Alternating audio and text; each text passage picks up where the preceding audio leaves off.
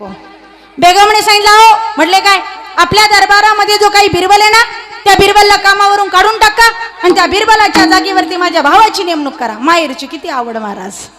असं म्हणतात माहेरचं कुत्र जरी आलं ना तरी स्त्रीला फार आनंद होतो. मग माझ्या भावाची नेमणूक करा. बादशाह म्हटले अरे तुझ्या भावाची नेमणूक करायला मी कधी नाही म्हणतो, पण बिरबल मध्ये तुझ्या भावामध्ये अंतर आहे. बिरबल तेवढा हुशार आहे, तो त्या जागेच्या योग्यतेचा आहे.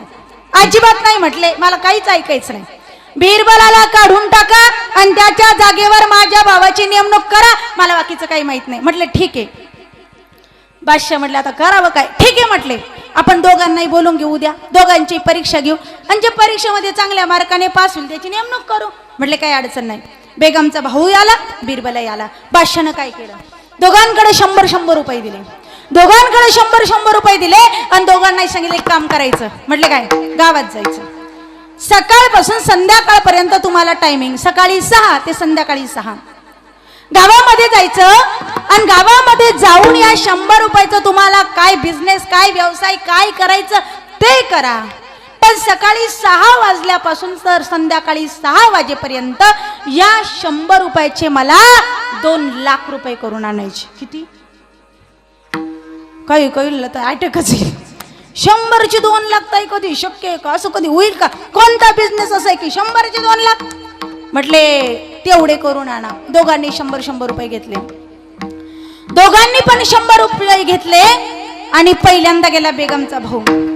गावामध्ये गेला, बाजारामध्ये गेला, मेन बाजारपेठेच्या गल्लीला गेला, सगळीकडे फिरला.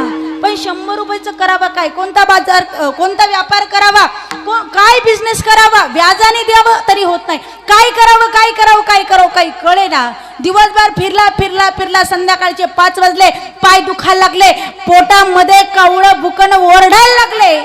इतकं वाईट वाटायला लागलं, चक्कर यायला लागले. शेवटी एका हॉटेलमध्ये गेला 5:30 वाजता. त्या 100 मधली 50 रुपयाची मिसळ पाव खाल्ला आणि 50 रुपये 6 वाजता रिटर्न घेऊन आला.